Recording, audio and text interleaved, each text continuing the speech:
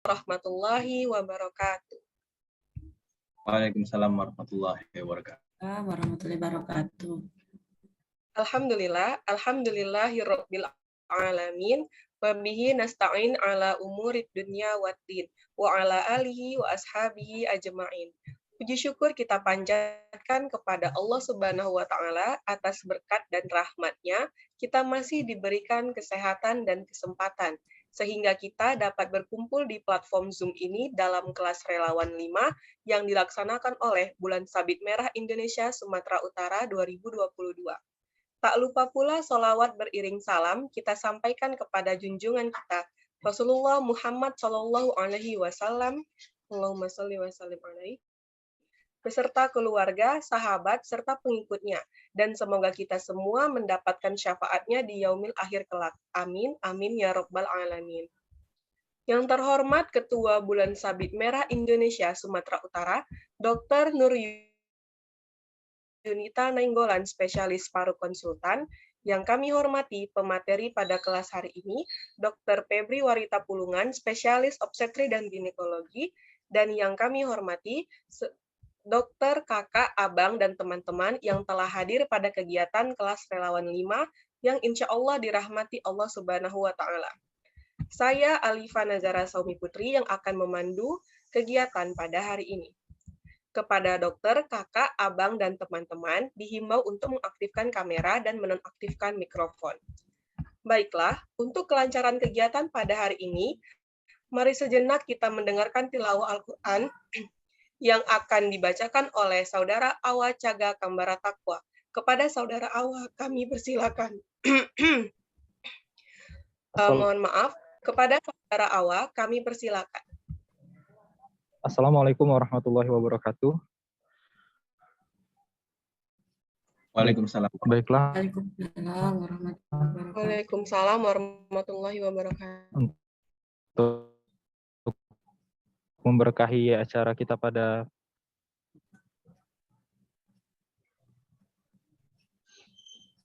A'udzu billahi minasy syaithanir rajim. Bismillahirrahmanirrahim. وَإِذْ قَالَ لُقْمَانُ لِابْنِهِ وَهُوَ يَعِظُهُ يَا بُنَيَّ لَا تُشْرِكْ بِاللَّهِ إِنَّ الشِّرْكَ لَظُلْمٌ عَظِيمٌ وَوَصَّيْنَا الْإِنسَانَ بِوَالِدَيْهِ حَمَلَتْهُ أُمُّهُ وَهْنًا عَلَى وَهْنٍ وَفِصَالُهُ في عامين أن اشكر لي ولوالديك إلي المصير وإن جاهدك على أن تشرك به ما ليس لك به علم فلا تطعهما وصاحبهما في الدنيا معروفا واتبع سبيل من أناب إلي ثم إلي مرجعكم فأنبئكم بما كنتم تعملون يا بني إنها إن تك مثقال حبة من خردل فتكن في صخرة أو في السماوات أو في الأرض يأتي بها الله إن الله لطيف خبير صدق الله العظيم. Wassalamualaikum warahmatullahi wabarakatuh. Waalaikumsalam warahmatullahi wabarakatuh.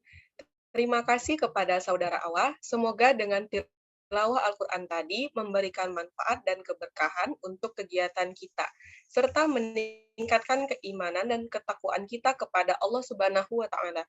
Amin, amin, ya Rabbal Alamin. Sebelumnya telah bergabung bersama kita Dr. Safura Nani. Assalamualaikum dokter, selamat bergabung dok.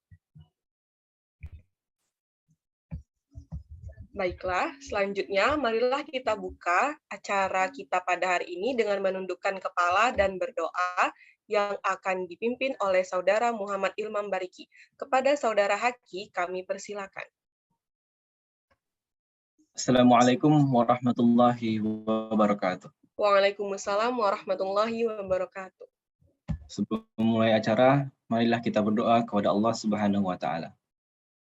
A'udzu billahi minasy syaithanir rajim. Bismillahirrahmanirrahim. Hamdan syakirin, hamdan na'imin, hamdan yu'afi ni'amahu wa yukafi'u mazidah. Ya Rabbana lakal hamdu wa laka syukru kama yanbaghi li jalali wajhikal karimi wa azimi sultanik. Allahumma sallim wa sallim ala sayyidina Muhammad wa ala alihi wa ashabihi ajma'in. Raditu billahi rabba wa bil islami dina wa bi Muhammadin nabiyya wa rasula. Hasbunallahu wa ni'mal wakil, ni'mal maula wa ni'man nasir. Ya Allah ya Tuhan kami, segala puji untukmu pemelihara alam semesta. Ya Malik, ya Kudus, hanya kepadamu kami memanjatkan doa ya Allah. Hari ini kami berkumpul dalam kelas relawan 5 BSMI Sumatera Utara ya Allah. Karenanya, lancarkanlah acara kami, berkahilah, berikanlah kami hasil terbaik atas semua usaha dan doa kami ya Allah. Serta penuhilah pertemuan ini dengan baik, kebaikan dari awal hingga akhir nantinya. Ya Allah yang maha mengetahui yang gaib, bimbinglah kami dengan hidayah-Mu, berkahilah kami selalu dengan takdir-Mu, dan jadikanlah hati kami selalu ridho dengan pemberian-Mu. Rabbi shrah li sadri wa yassir li amri, wahlul 'uqdatam min lisani yafqahu qawli. Rabbana zalamna anfusana wa illam taghfir lana wa tarhamna lanakunanna minal khasirin. Rabbana atina fid dunya hasanah wa fil akhirati hasanah wa qina adzabannar. Wa sallallahu ala alihi wa ashabihi ajmain. Subhana rabbika rabbil izzati amma yasifun wa salamun alal mursalin walhamdulillahi rabbil alamin. Wassalamu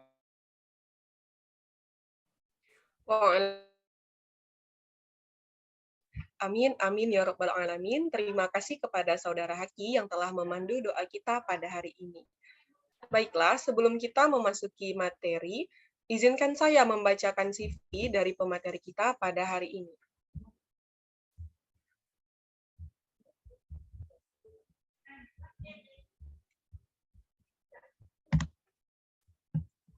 Baiklah, pemateri kita pada kelas relawan 5 hari ini ialah Dr. Febri Warita Pulungan, spesialis obstetri ginekologi. Beliau lahir pada tanggal 12 Februari tahun 1987 di Kota Padang Sidempuan. Kepada kakak, abang, dan teman-teman yang ingin menghubungi Dr. Febri lebih lanjut dapat dilihat pada kontak yang tertera. Baiklah, Dr. Febri telah menempuh beberapa pendidikan, salah satunya itu pada tahun 2020 pada spesialis 1 obstetri dan ginekologi di Fakultas Kedokteran Universitas Brawijaya. Kemudian beliau juga telah mempunyai beberapa pengalaman pekerjaan seperti sebagai staf obstetri dan ginekologi Rumah Sakit Pendidikan Universitas Sumatera Utara pada tahun 2020 sampai sekarang, dan sebagai dokter spesialis obstetri dan ginekologi Rumah Sakit Umum Universitas Muhammadiyah Sumatera Utara pada tahun 2021 sampai dengan sekarang. Beliau juga aktif mengikuti beberapa pelatihan, seperti pelatihan Simposium Etik dan Profesionalisme Perkumpulan Obstetri dan Ginekologi Indonesia pada bulan Oktober tahun 2020. Beliau juga memiliki beberapa karya, seperti buku Pelayanan Keluarga Berencana pada tahun 2021, dan beliau juga telah mendapatkan beberapa penghargaan seperti sertifikat penghargaan pembicara di pengabdian masyarakat bersama Fakultas Keperawatan Universitas Sumatera Utara pada tahun 2024. Saat ini beliau juga telah tergabung dalam beberapa keanggotaan dan afiliasi seperti anggota POG Sumut, anggota IDI Sumut, grup alumni Mata Garuda LDPD RI, dan relawan BSMI Sumut.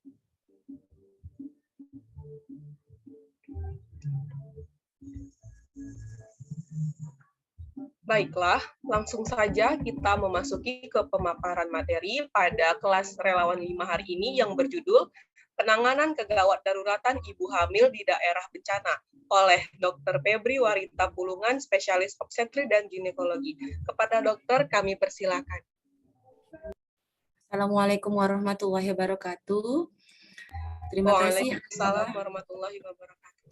Terima kasih kepada Ananda Alifa atas perkenalan saya. Di sini saya izin share screen ya. Belum bisa ya? Baik, Boleh dokter. diizinkan dulu? Izin sudah dokter. Mungkin saya stop share dulu. Ya.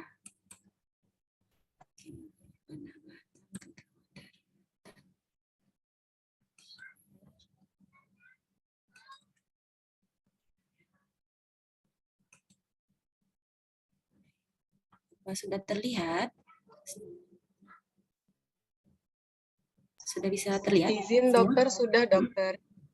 Udah satu ini ya, satu window ya? Sudah dok. Oh, ya. Assalamualaikum warahmatullahi wabarakatuh. Di hari Minggu yang mendung ya di Kota Medan, di sini izinkan saya untuk berdiskusi tentang penanganan kegawat daruratan ibu hamil di daerah bencana. Jadi kita di sini sharing ya, karena sama-sama relawan dan untuk pemahaman bersama kepada adik-adik yang ada di sini tentang apa yang bisa kita lakukan sebagai seorang relawan bila kita menemukan kondisi ibu hamil yang ada di daerah bencana. Nah ini sekilas sebentar, gimana ini caranya ya? Ini ada video yang saya putar dulu terlebih dahulu. Video ini tentang penanganan gizi pada ibu hamil yang terjadi pada kondisi gunung meletus. Apa terlihat videonya? Gunung meletus merupakan salah satu bencana alam yang memiliki dampak besar. Mengingat Indonesia memiliki banyak gunung besar yang masih aktif. Sebuah letusan gunung bisa berdampak. Bisa. Ada. Oh, jangan itu. Ya.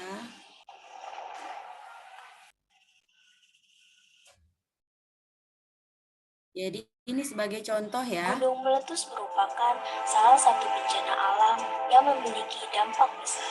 Mengingat Indonesia memiliki banyak gunung boleh diangkat ya. besar yang masih aktif. Sebuah letusan gunung bisa berdampak mengerikan, seperti lahar dan abu panas yang dapat menghanguskan apapun yang ada di jalurnya, termasuk dengan makhluk hidup.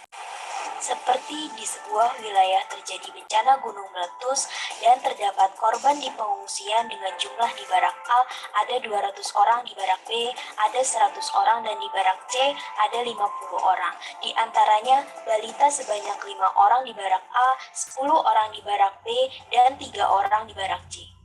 Serta terdapat lansia dengan jumlah keseluruhan ada 10 orang, ibu hamil berjumlah 3 orang, ibu menyusui berjumlah 5 orang, dan anak gizi kurang berjumlah 2 orang. Nah, setelah penjelasan tadi, kemudian... Oke. Nah, dari situ tadi ya sepintas tentang video yang kita lihat dari adanya kasus gunung meletus yang ada di daerah mereka. Nah, ini saya mau minta nih dari adik-adik para relawan, dari video tersebut kira-kira apa yang bisa kalian dapatkan dari, ya apalah yang bisa kalian tangkap lah dari video tersebut terkait dengan kasus yang akan kita bicarakan saat ini. Mungkin dari Alifa, Ahmad, siapa lagi nih? Kita sambil diskusi aja ya ini ya. Kira-kira apa yang bisa dianalisa dari video singkat tadi terkait dengan pemaparan yang akan dokter lakukan ini. Ada? Ada tanggapan? Selamat Gimana? pagi dokter. Ya, gimana Ahmad?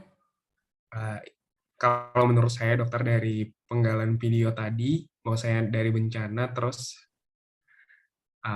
sebenarnya tidak hanya ibu-ibu yang sedang hamil saja atau yang sedang menyusui yang merasakan dampak buruk dari kejadian alam tadi, akan tetapi semuanya juga berdampak baik dari anak kecil, dewasa maupun pokoknya semua yang di daerah pegunungan tadi.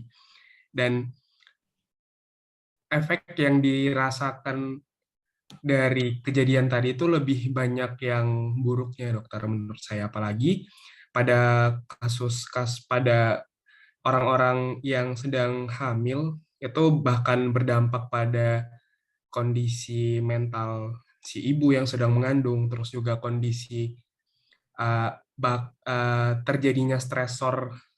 terjadinya banyak stresor yang berdampak ke baik ke hormon maupun ke fisik si ibu yang sedang hamil, dan sangat berdampak juga pada khususnya kesehatan si janin, dokter. Bagus ya, benar. Terima kasih ya Ahmad ya. Jadi memang betul ya, seperti yang disampaikan oleh Ahmad, pada saat kita turun ke daerah bencana, nah itu sudah terjadi nih bencana. Contoh misalnya bencana yang terdekat di daerah dekat kita yaitu Gunung Sinabung, kita datang ke sana, kita itu datang dalam bentuk suatu tim. Nah, kalau memang kita diposisikan dalam bentuk tim kesehatan, nah kita juga harus menanyakan dulu ke bagian tertentu, misalnya yang bagian penanggulangan bencana secara nasional.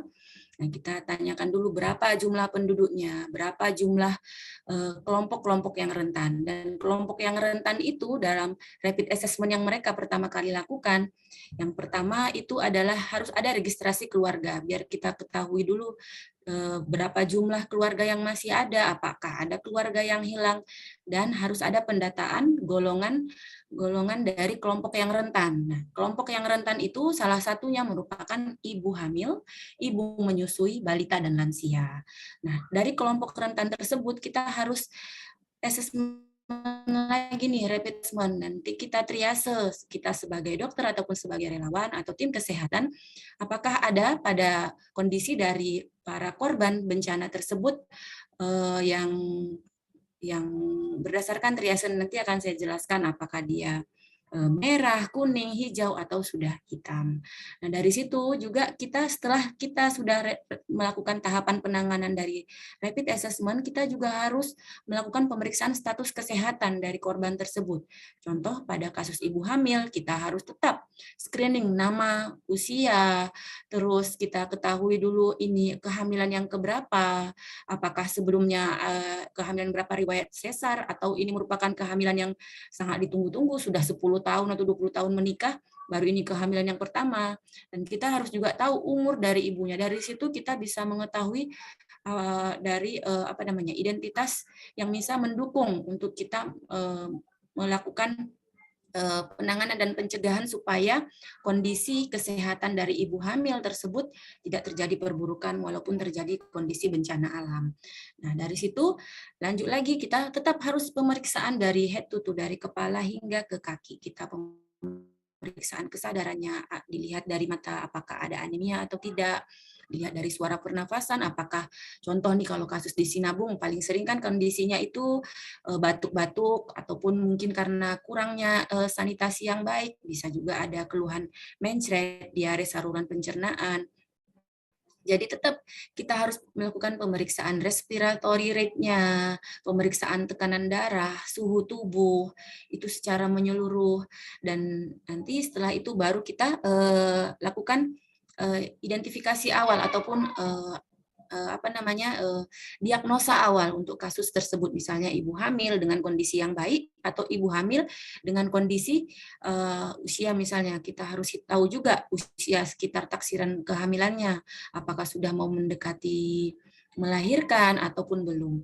Jadi kalau keluhan ibu hamil itu sebenarnya cuma ada 4. Yang pertama mules-mules, kedua keluar cairan dari jalan lahir, bisa berupa cairan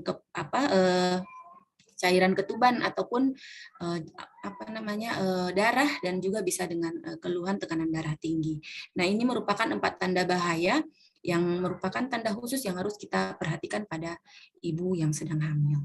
Nah, untuk tahu status kesehatannya, setelah misalnya kita screening dan dokter yang harus menangani pada kondisi tersebut merupakan kondisi yang gawat dan harus ada sistem perujukan. Dan kita lihat dulu SDM yang ada di sini, yang datang pada saat kondisi bencana tersebut, apakah memang ada rumah sakit yang dibangun, rumah sakit gawat darurat, atau memang harus perlu dirujuk ambulan ke menuju fasilitas kesehatan yang lebih lengkap.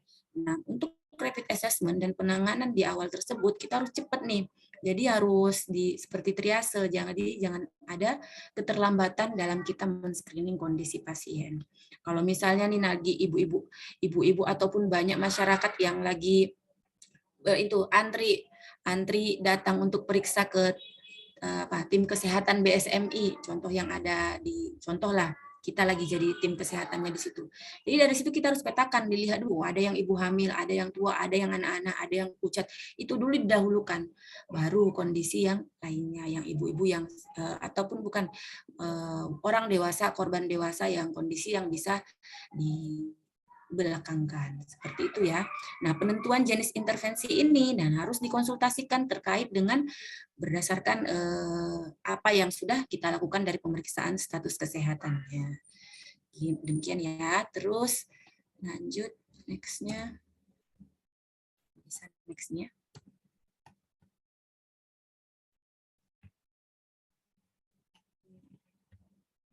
Kemudian bagaimana manajemen penyelamatan ibu hamil pasca bencana. Jadi menurut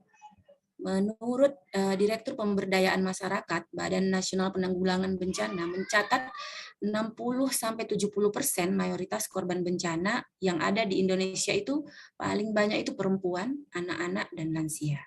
Nah, pertolongan yang memang semuanya wajib kita tolong ya, tetapi pertolongan yang diberikan pada ibu hamil itu memiliki ciri khas yang tertentu. Kenapa?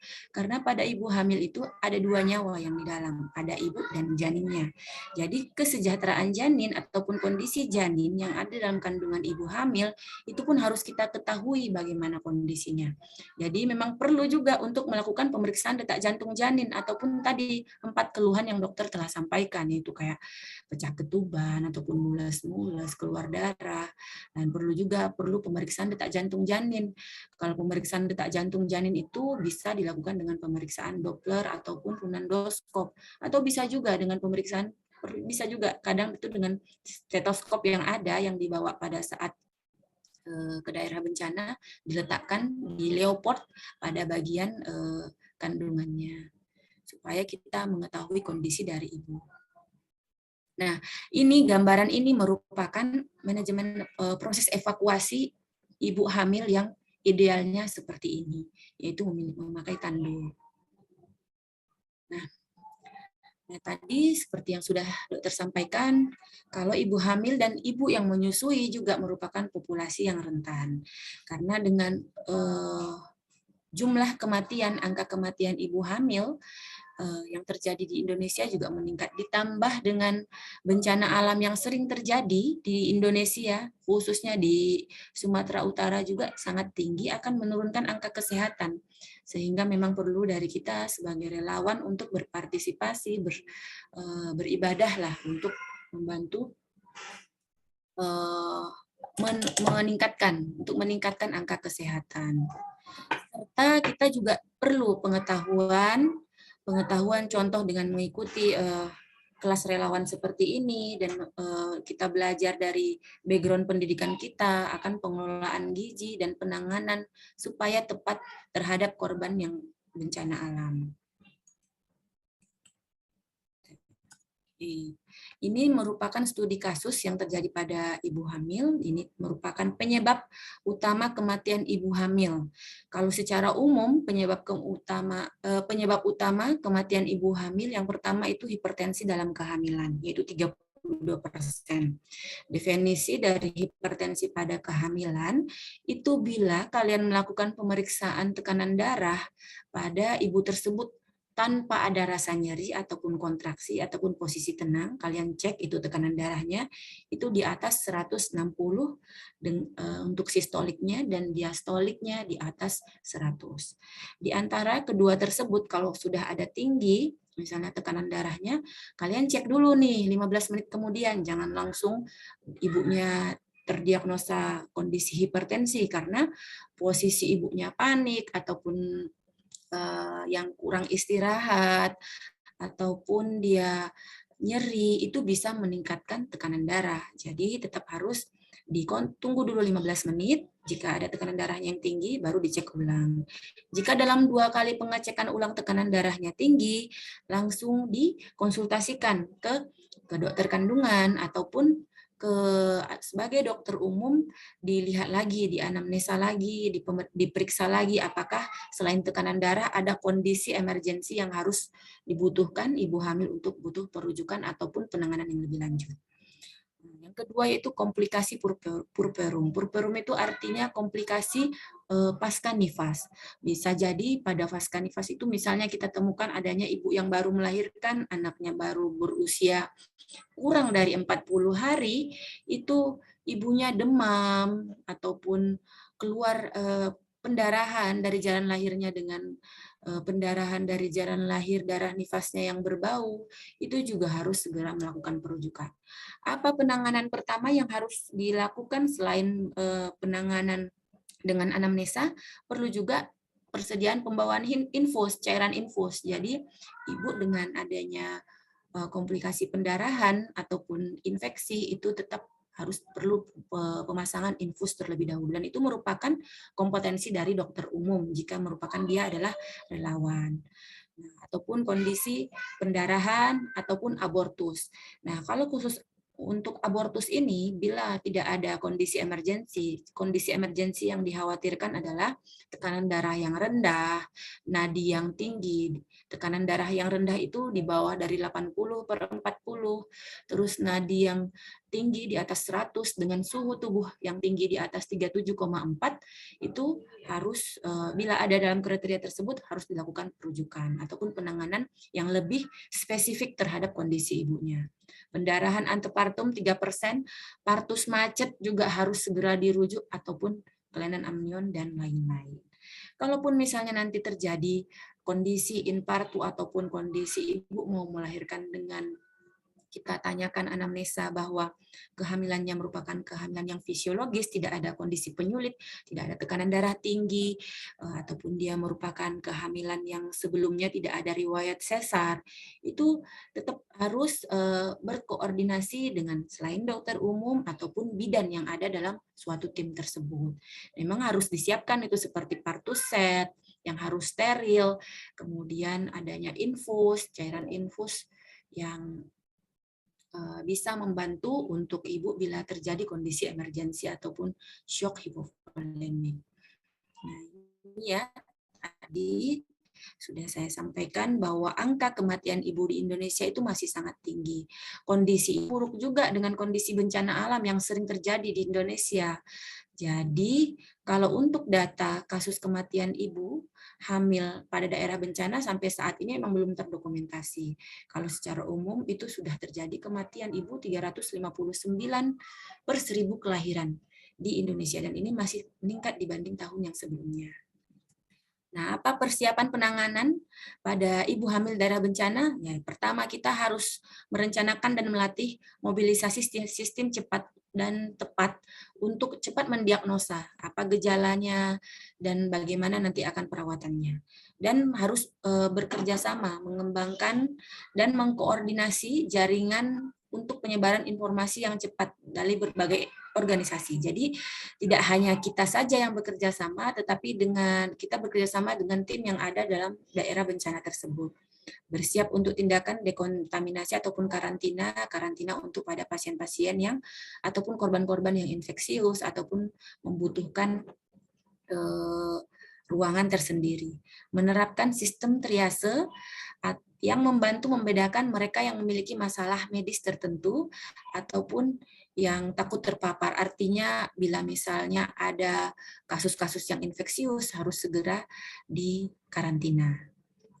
Dan juga seperti tadi yang sudah Ahmad sampaikan itu, perlu perawatan kesehatan mental yang ataupun dari psikolog ataupun relawan yang khusus untuk membantu untuk menghibur, memberikan perawatan kesehatan mental, bergabung dalam sistem kesehatan masyarakat dan sistem tanggap darurat untuk membantu menangani dari ibu hamil yang ada di korban bencana alam.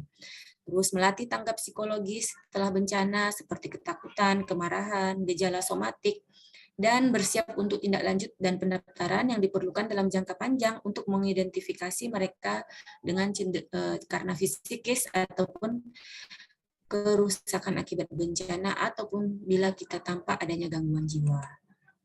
Nah, ini tadi evakuasi dan pelayanan kesehatan, kita perlu adanya triase, ada prioritas, nggak terlihat jadinya ya.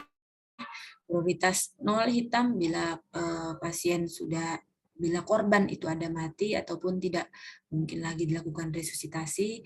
Merah itu prioritas pertama ataupun yang utama itu merupakan pasien cedera yang memerlukan penilaian cepat serta tindakan medis transportasi segera untuk tetap hidup. Contoh kasus-kasus gagal nafas, cedera torakoabdominal, cedera kepala, cedera bagian wajah maksilofasial yang berat ataupun syok perdarahan, luka bakar berat dan ibu hamil yang mengalami gejala 4 keluhan yang telah saya sampaikan tadi. Nah, prioritas kedua atau kuning yang memerlukan bantuan namun cederanya kurang berat dan dipastikan tidak mengalami ancaman jiwa dalam waktu yang dekat. Ini prioritas yang ketiga atau hijau, pasien yang hanya cedera minor dan tidak membutuhkan stabilisasi segera. Hanya memerlukan bantuan pertama yang sederhana dan memerlukan penilaian ulang berkala supaya cedera dari status yang hijau tidak jatuh kepada kuning ya.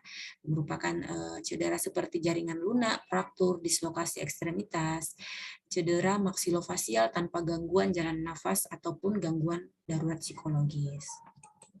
Nah, ini merupakan gambaran contoh posisi evakuasi ibu hamil.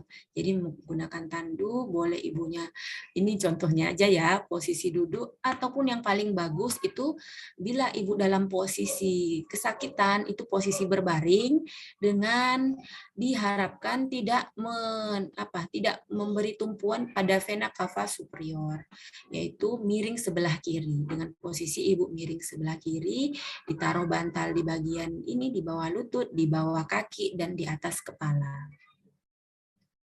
Karena dengan posisi seperti ini bisa memberikan sirkulasi yang baik untuk uterus ataupun untuk rahim, sehingga aliran oksigen yang ada pada ibu bisa didapatkan oleh janin dan janinnya tidak terjadi hipoksia bila terjadi tumpuan ataupun penahanan pada bagian vena cava superior inferiornya ya. Nah, ini merupakan kebutuhan gizi dan nutrisi pada ibu hamil. Permasalahan yang sering terjadi yaitu kekurangan nutrisi. Ini karena dibuat jadi merah ya, jadi nggak kelihatan ya. Permasalahan yang sering terjadi daerah bencana yaitu kekurangan asupan makanan. Nah, kekurangan asupan makanan. Menurut ACOG atau Asosiasi Ginekologi dan Obstetri mencatat bahwa kurangnya sumber daya makanan, air, dan tempat tinggal pada maaf ya, saya pause share-nya dulu ya.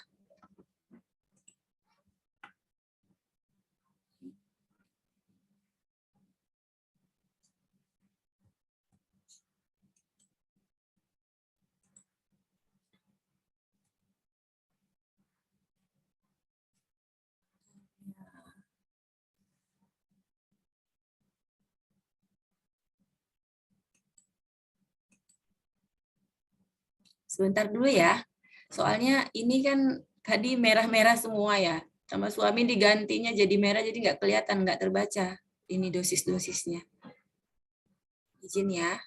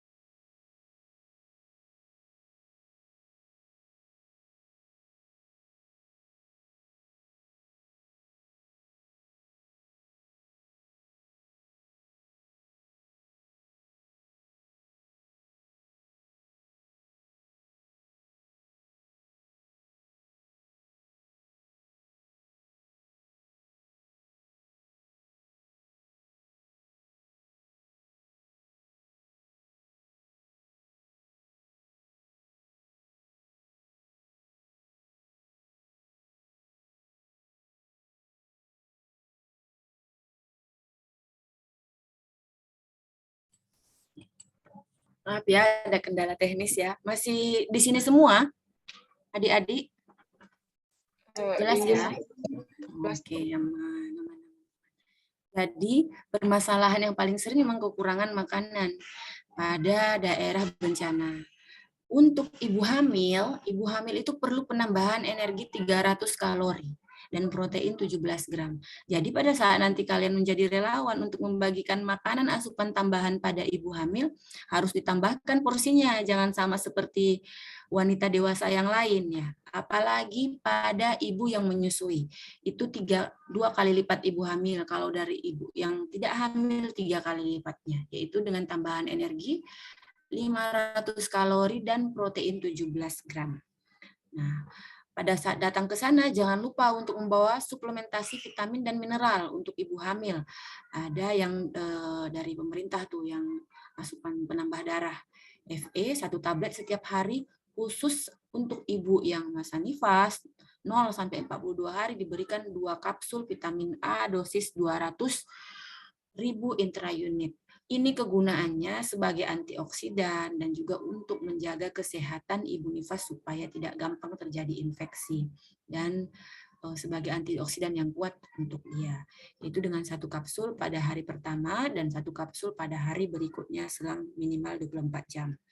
Dan yang ketiga juga ini perlu untuk karena ibu anak-anak bayi atau balita kan merupakan kelompok yang rentan. Sementara nutrisi yang paling bagus merupakan ASI yang pada ibu hamil, pada ibu yang menyusui. Oleh karena itu kita perlu untuk mendukung, mensupport ibu yang menyusui untuk tetap menyusui anaknya walaupun kondisi bencana alam. Jadi dengan ASI tersebut merupakan nutrisi yang paling bagus ataupun proteksi pertama untuk penyakit-penyakit yang dapat timbul pasca bencana pada bayi. Dengan kondisi seperti ini bayinya juga akan tidak gampang untuk terkena diare karena kondisi yang bencana alam yang yang bisa menjadi perburukan pada balita-balita yang ada di daerah bencana. Kesimpulannya ya, dari ini kesimpulannya korban ibu hamil pasca bencana termasuk dalam kategori merah. Terus perlu kita harus mengetahui dan cermat dalam sistem evakuasi ibu hamil, harus cepat dan yang paling penting posisi vena cava inferior tidak tertindih uterus ataupun rahim ya. Terus cedera yang perlu diwaspadai adalah terjadinya pendarahan, shock, di IC ini juga pendarahan dan juga tekanan darah tinggi. Pemulihan gizi dan psikis ibu hamil juga sangat penting untuk mencegah hal-hal yang tidak diinginkan pada ibu maupun janin. Nah, ini contoh yang baru terjadi evakuasi pada tanggal 3 Januari 2022 pada ibu yang baju pink ini nih, merah. Yang pink ini ibu hamil yang setelah diselamatkan dari kebanjiran melahirkan. Ya alhamdulillah dengan penanganan relawan dari BNPB berhasil hamil dan ibu dan bayinya sehat. Oke, kita lanjut ke studi kasus ya. Oke, apa ada pertanyaan? Adik-adik semua yang di kelas relawan ini ada pertanyaan nggak dari tadi yang telah saya sampaikan? Apa ada yang tidak jelas? Apa ada yang mau didiskusikan sebelum kita studi kasus? Di studi kasus ini nanti saya minta partisipasi dari relawan di sini. Ibaratnya kita simulasi nih apa yang dilakukan ya. Kira-kira gambaran apa yang dilakukan. Tidak mesti harus dokter ya. Selain dari dokter, koas, apalagi yang di sini background pendidikannya? Teman-teman, adik koas. Adik koas siapa? Jati Bayati apa ininya, Dik? Background pendidikannya? Iya, mahasiswa dokter. Ya, tahu. Maksudnya entah Mas FKM atau teknik. Oh, saya kedokteran dokter. Kedokteran, oke. Ada yang ditanya enggak? Belum ada dokter. Oke.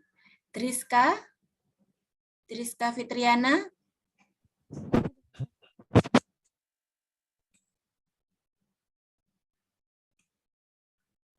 Gimana, Triska? Ada yang mau ditanya enggak, Dek?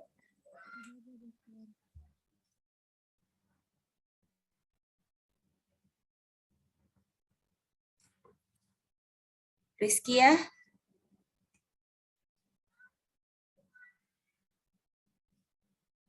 Iya, Dok. Oh, ya, Rizky ya. Background pendidikannya apa? Dari kedokteran gigi, Dok. Oke, kedokteran gigi juga bisa ya kan untuk triase ya. Untuk triase gawat daruratannya bisa. Ada yang Sari, Putri.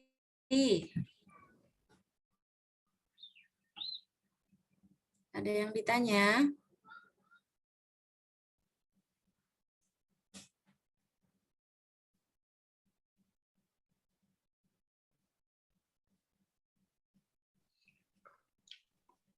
Izin bertanya, dokter. Ya. Jadi kalau misalkan kita memang sudah menyatakan si ibu ini memang sudah terjadi preeklamsi, dokter. Jadi dan kondisi di mana banjir sudah dalam dan memang sangat sulit untuk melakukan intervensi, dokter. Jadi apa dokter yang urgensi yang harus kita lakukan pada ibu yang sudah kondisinya sudah preeklamsi, dokter? Dan yang kedua, jadi kalau misalkan nanti sudah dievakuasi dan sudah di tempat yang aman, jadi perlu nggak, dok, yang seperti dokter sampaikan tadi, kita melakukan Leopold atau mungkin memeriksa DJB gitu. Tapi mungkin alat-alatnya juga kalau nggak ada tadi bisa digantikan sama stetoskop. Jadi kalau misalkan hal-hal pemeriksaan seperti itu memang apakah kita harus lakukan, dokter, pada di kondisi yang seperti itu, dokter? Atau mungkin ada urgensi yang lain yang perlu kita dahulukan untuk dilakukan, dokter? Baik. Oke, terima kasih ya Ahmad, pertanyaannya bagus banget ya. Tentang apakah yang kedua nih, apakah memang kita perlu melakukan pemeriksaan obstetri. Nah, pemeriksaan obstetri itu pemeriksaan yang khusus, yang ciri khas hanya pada ibu hamil. Itu pemeriksaan Leopold, pemeriksaan detak jantung janin, apakah perlu untuk di daerah bencana. Kalau menurut saya itu sangat perlu, justru sangat perlu. Karena kita lihat saja dari tadi analogi dari contoh kasus yang video rekaman yang dokter kirimkan yang di awal, itu jumlah yang kelompok rentan tentu lebih sedikit. Nah, lebih sedikit kan dibanding kelompok yang lain yang tidak rentan. Contoh tadi itu hanya terdapat 3 ibu hamil. Nggak mungkin kan dalam satu kampung itu ada 100 ibu hamil, itu jarang banget ya. Capek juga kita lakukan pemeriksaannya. Tapi kalau kelompok yang rentan itu memang tentu lebih sedikit. Contoh 3 atau 5 pasien, ya tetaplah mending harus kamu tetap lakukan pemeriksaan dari secara umum, secara general dari tekanan darahnya, nadi, suhu, terus tanda-tanda vital sign-nya, dan yang pertama apa yang dia keluhkan.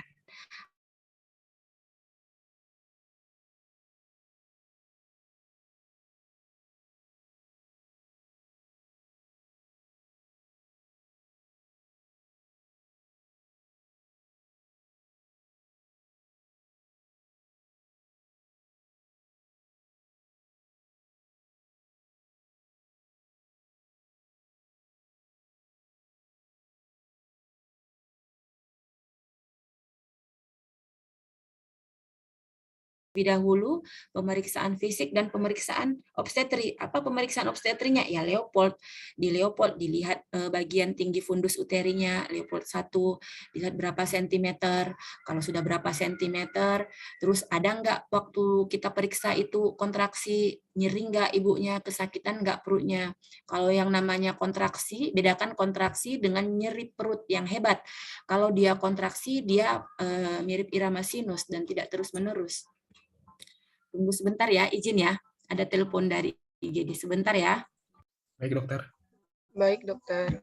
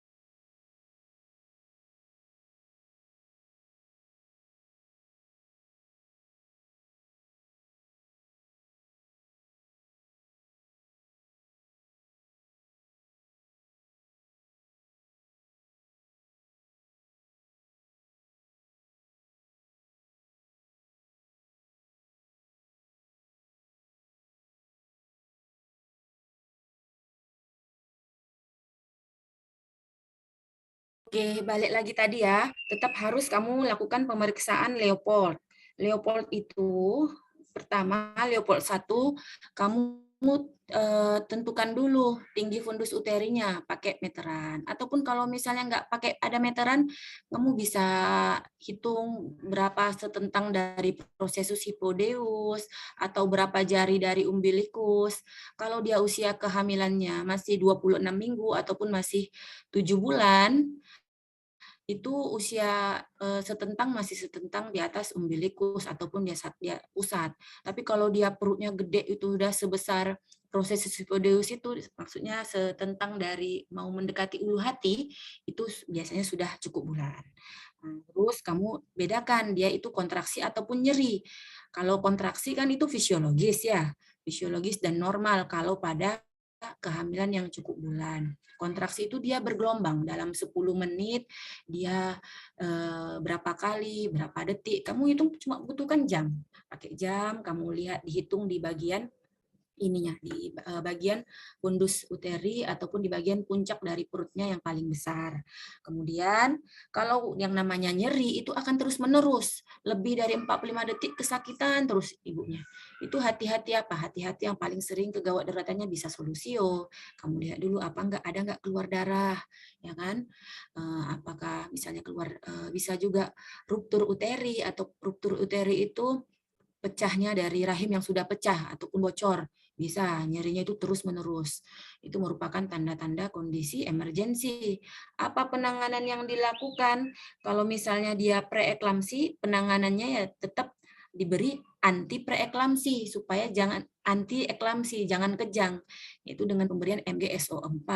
Jangan langsung berikan menurunkan tekanan darah tingginya ya. Sangat tidak boleh diberikan langsung nifedipin ataupun obat anti hipertensi, tidak boleh. Karena bukan itu ininya. Karena kalau kamu berikan obat anti hipertensi secara cepat, detak jantung janinnya, sirkulasi dari ibu ke bayinya itu akan terhenti langsung, bayinya hipoksia, dan bisa henti detak jantung janin sewaktu-waktu. Jadi tetap lini pertamanya itu MgSO4 ataupun sulfas magnesium. Di mana dok? Mana dibawa ke daerah bencana? Ya itulah perlunya kamu rujuk. Kamu melakukan perujukan itu ya dengan kondisi ibu harus istirahat ataupun ya tidak boleh jalan. Ibunya tidak boleh jalan. Kalau ibu dengan tekanan darah tinggi dan cukup bulan itu tidak boleh jalan. Tapi tetap juga kamu harus tanya juga itu dia tekanan darahnya itu sebelum hamil tensinya tinggi enggak?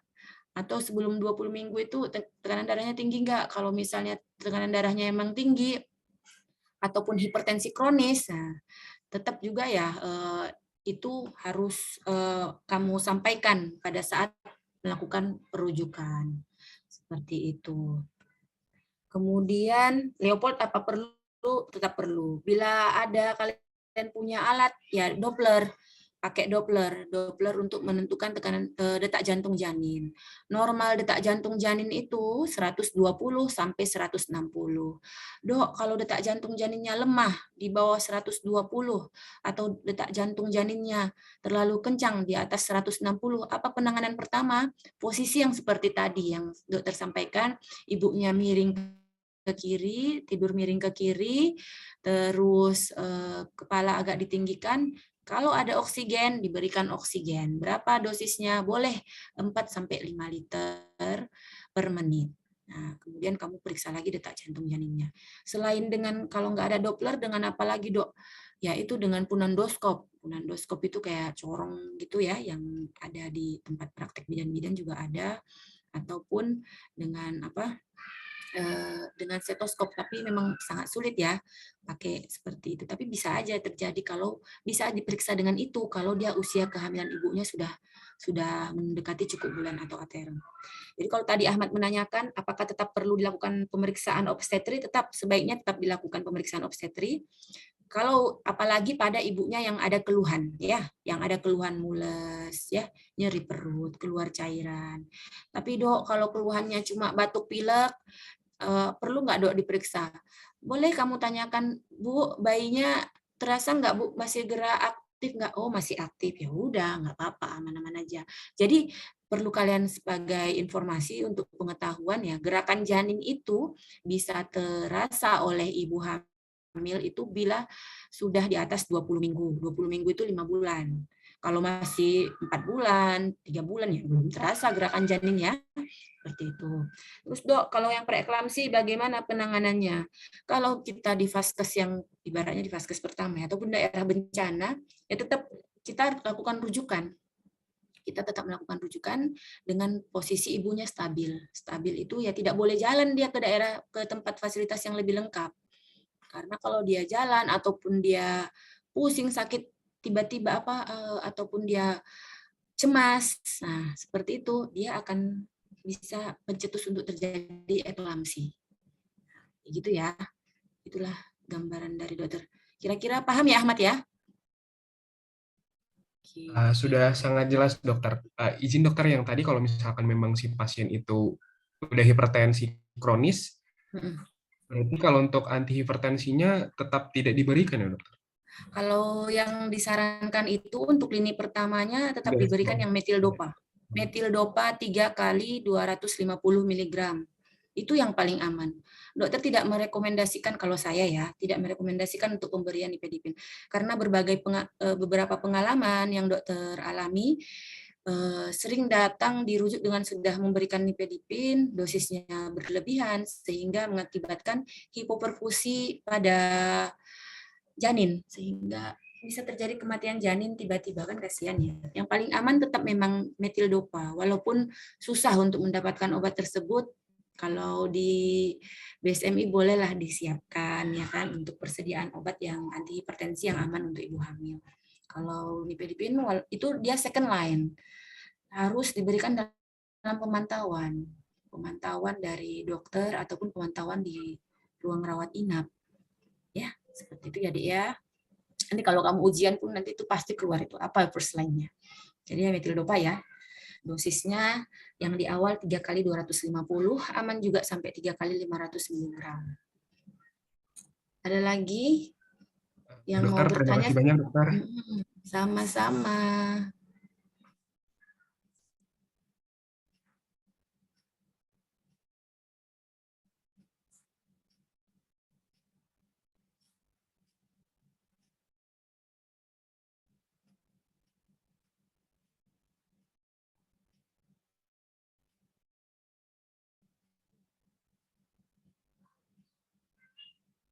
Ada lagi? Kalau tidak ada kita simulasi kasus ya.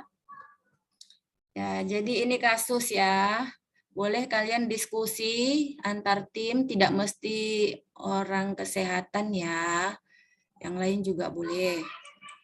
Pada saat menjadi relawan tim kesehatan, mendapati ibu hamil sedang keluar cairan dari jalan lahir. Saat sedang bertugas di daerah bencana gempa bumi di Kabupaten Kasih Ibu. Inilah ada berapa relawan nih yang datang nih.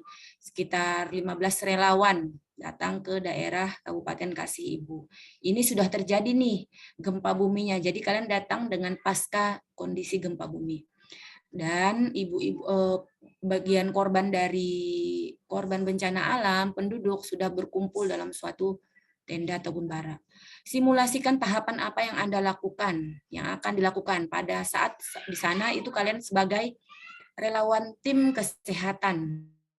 Ayo, siapa yang mau ini menyampaikan apa yang akan dilakukan, gambarannya?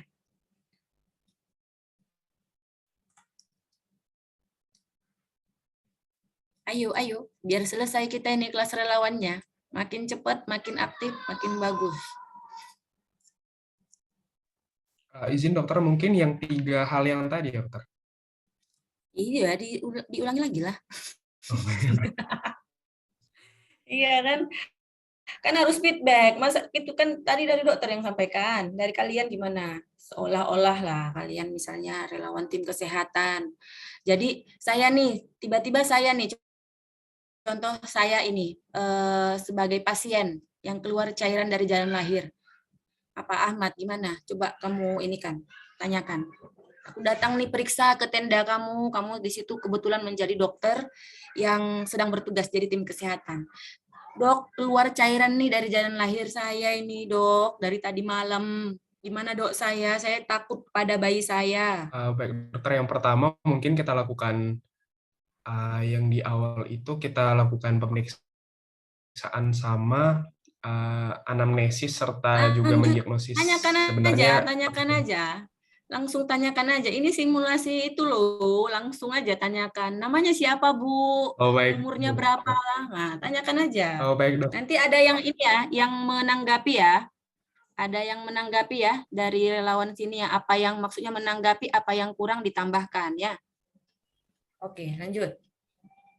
Baik, Ibu. Ibu dengan, kalau boleh saya tahu, Ibu dengan Ibu siapa? Ibu Rita, dok. Ibu Rita ya. Ibu Rita, oh sebentar dokter, saya lupa menanyakan tadi. Jadi kalau untuk anamnesis itu memang secara kompleks gitu ya, dokter? Ya tetap. Seperti biasa? Iya, gitu. tetap Oh, seperti biasa.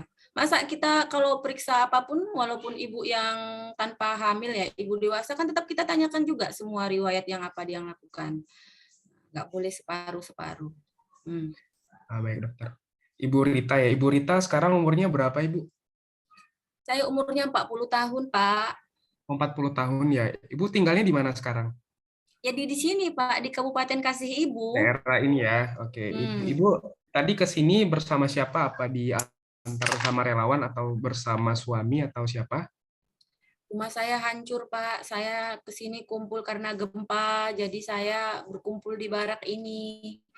Nah, dari tadi malam ini ketuban saya merembes. Kok ketuban ya? Ada cairan merembes. Ada cairan merembes dari jalan lahir saya. Oh, itu perembesannya dari tadi malam ya, Bu? Iya, Pak. Karena ini ada dokter kesehatan, jadi saya datang, Dok, mau periksa. Oke, jadi sebelum perembesan itu, Ibu ada ngelakuin hal apa aja, Bu? Atau mungkin mengonsumsi apa gitu? Nggak ada, saya lari Pak, karena gempa. Lari. Saya lari, keluar rumah saya hancur, saya datang ke sini. Saya ketakutan ini, bayi saya ini gimana ini? Ini sudah harusnya 2 minggu lagi harus lahiran, kata Bu Bidan. Oh, berarti sebelumnya udah diperiksa sama Ibu bidan setempat ya, Bu? Sudah, saya Dan sudah Ibu kontrol. Ya, rutin kontrol juga ya. Oke, jadi ya. sebelumnya ini kehamilan keberapa, Bu?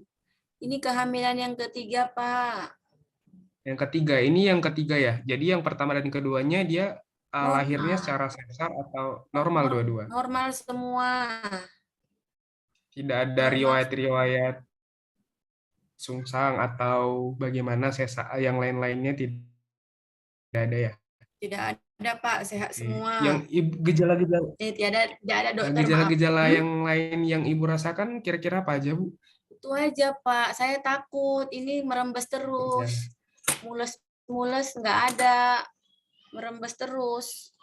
Sama ini, Pak, saya batuk-batuk. Oh, batuk-batuk juga ya. Yang lain-lainnya nggak ada? Nggak ada. Oke.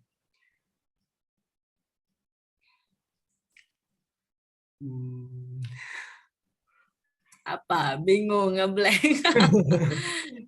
Ada temennya yang mau nambahin nggak? Jadi kan karena gini dokter, kondisinya memang sudah banyak perembesan.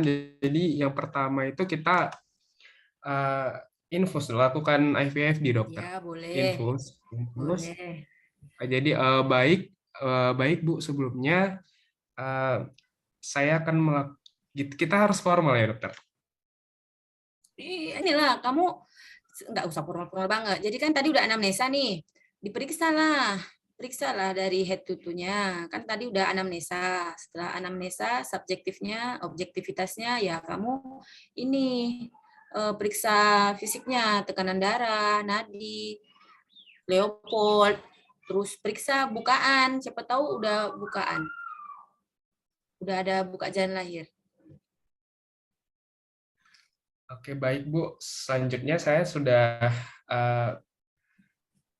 bertanya-tanya kepada Ibu, dan untuk melihat dan melakukan pelaksanaan yang lain untuk melakukan pengobatan terhadap Ibu, saya perlu melakukan pemeriksaan fisik terhadap Ibu. Apakah Ibu bersedia? Boleh, Dok. Oke, ini saya lihat pertama inspeksi. Saya lihat dari kepala Ibu tidak ada deformitas, tidak ada gangguan, dan izin Bu, saya melihat normal, dalam batas normal. Izin Bu, saya memeriksa bagian mata Ibu. Seleranya nggak iterik, selera tidak iterik, nggak anemia, tidak anemis, dan saya tidak melihat adanya deformitas juga di daerah hidung. Dan izin Bu, untuk membuka mulutnya. Itu apa? Tidak ada menjulurkan lidah dokter, mohon maaf. Menjulurkan lidah. Untuk apa itu? Untuk melihat, untuk sianosis dokter. Sianosis dari lidah? Dari bibir, mukosa bibir dokter. Enggak lah, nggak perlu. Kan kalau kecuali dia sakit gigi atau apa, nggak perlu. Oh, baik dokter. Dan daerah kepala itu dalam batas normal, dan izin saya, kalau dari dada dalam suara batas normal, normal, nggak ada ronki, nggak ada wheezing, suara jantung tunggal, tidak ada murmur. Dari pemeriksaan auskultasi, dari pemeriksaan auskultasi dalam batas normal, dan inspeksi.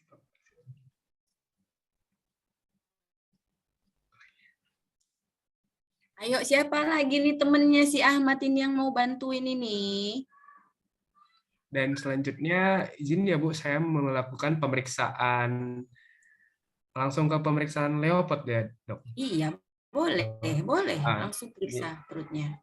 Jadi saya melakukan pemeriksaan Leopold 1 hingga 4 dan posisi bayi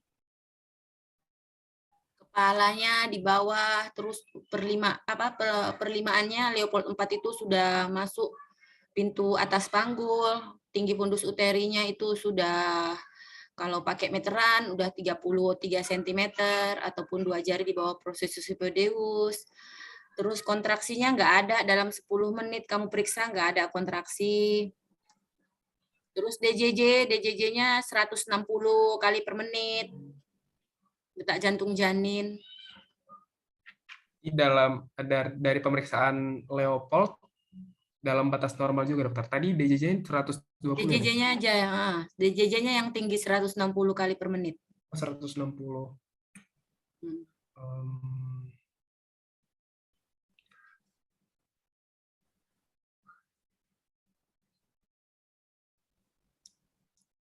Kita sampai jam berapa ini, Alifah? Izin dokter, mungkin sebelum azan zuhur ya dok. DJJ-nya 160 kali per menit. Setelah itu, baru kamu apakan lagi, Ahmad?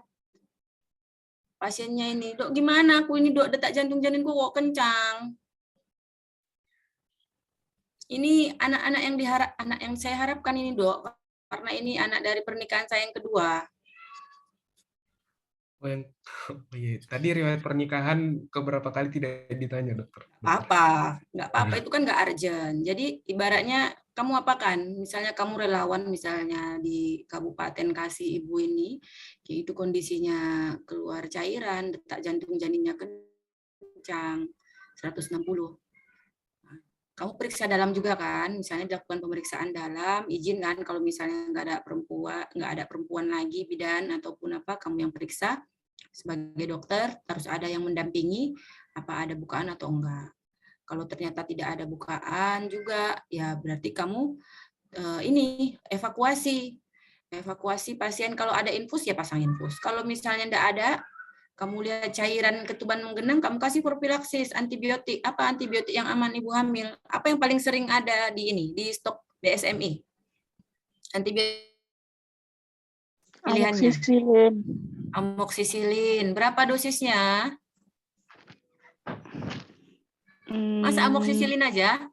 Siapa itu tadi yang jawab? Hana, Kak.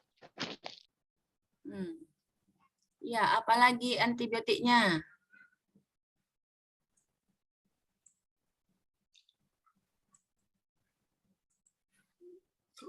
Selain amoksisilin apa lagi?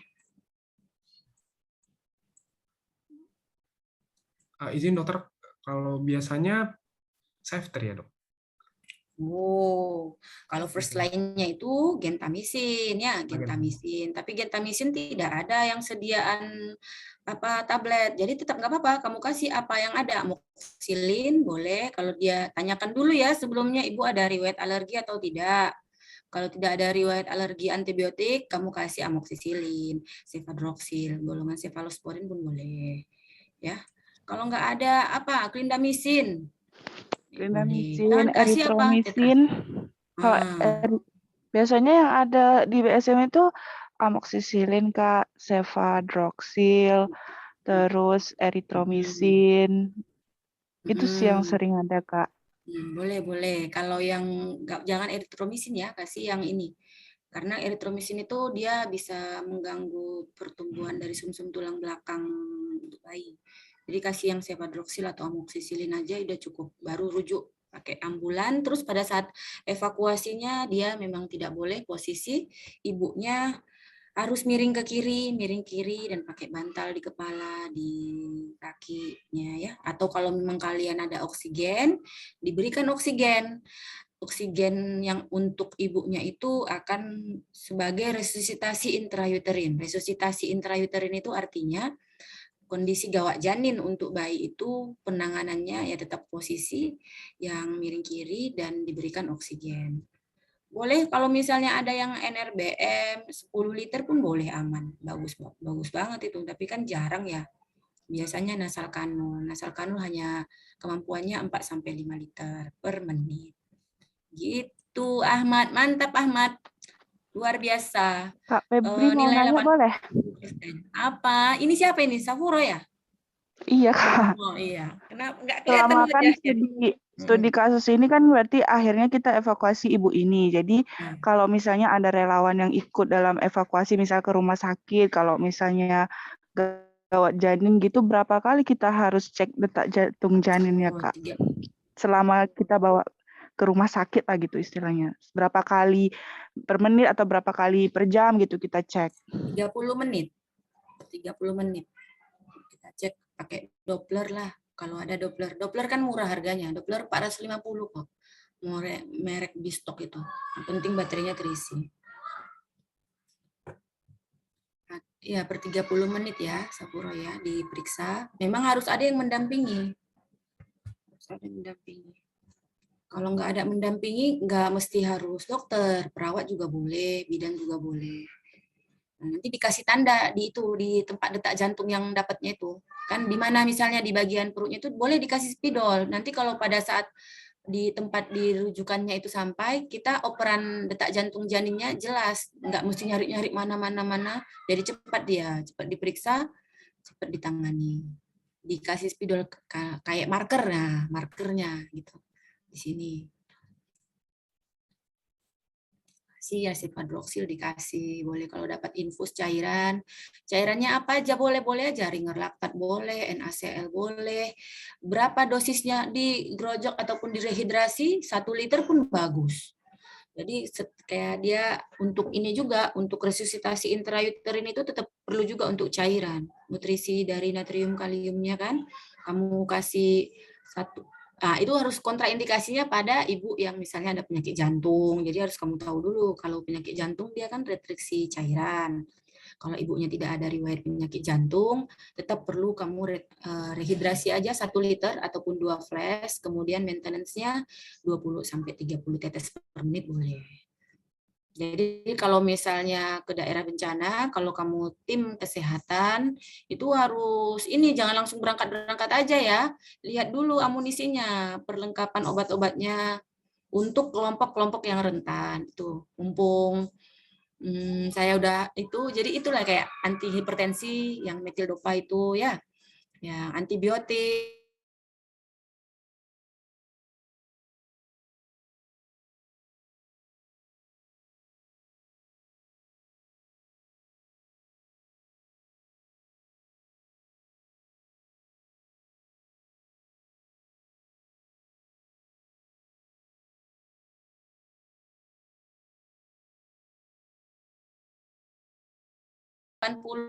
Ya, kita lanjut ke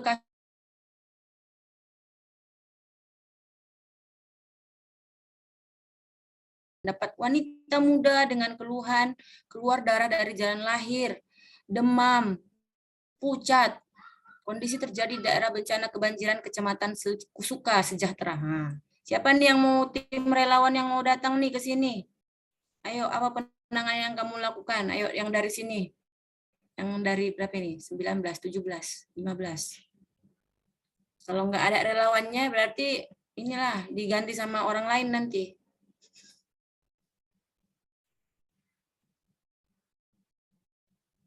Ayo. Siapa nih relawannya yang mau turun nih ke sini? Kan biasanya kayak gitu tuh. Ada bencana. Ayo, siapa tim kesehatannya? Isi list. Ini belajar aja. Ini nggak ada benar salahnya sebenarnya kan. Kita diskusi. Mesti di absen ya.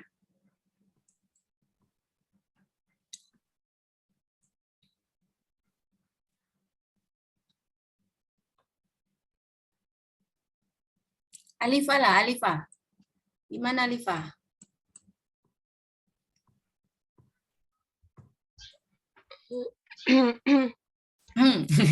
Kalau misalnya izin dokter, saya sebenarnya belum paham juga kan dok, karena masih mahasiswa. Nggak apa-apa. Mahasiswa apa? Iya, mahasiswa kedokteran sih, Dok. Nah, takut dia ya di kedokteran. Nggak apa-apa. Karena memang nggak paham lah, makanya dibuat kelas relawan. Berarti dari tadi yang dokter sampaikan itu, yang kakak sampaikan apa? Apa ya? Nggak ada yang ini ya? Nggak ada yang nyangkut. Susah berarti. Aduh, gagal lah diriku. Kira-kira lah, nggak apa-apa ya, salah-salah dikit-dikit aja nggak apa-apa. Namanya kan kalian masih pendidikan. Belum pernah turun. Jadi kan itu tadi yang kakak sampaikan, sebelum turun ke daerah bencana kita juga harus encourage ataupun menambah pengetahuan kita. Sambil kita menambah pengetahuan, itulah bertambah pengalaman. Sama tuh, misalnya kalau kamu mau praktek tuh, sebelum praktek pertama kali, ya kan, nanti misalnya koas, pasti kan baca-baca kan, apa sih kasus yang paling sering di daerah bencana, kalau khususnya untuk ibu hamil, nah kayak gini nih, keluar darah dari jalan lahir, demam, pucat, aku gimana ini, katanya. Gimana Alifa? Panggilannya Alifa ya? Iya, benar, dokter. Apa? Dari anamnesa aja nggak apa-apa. Kalau gimana? Iya, Dok. Ini mau ulang anamnesa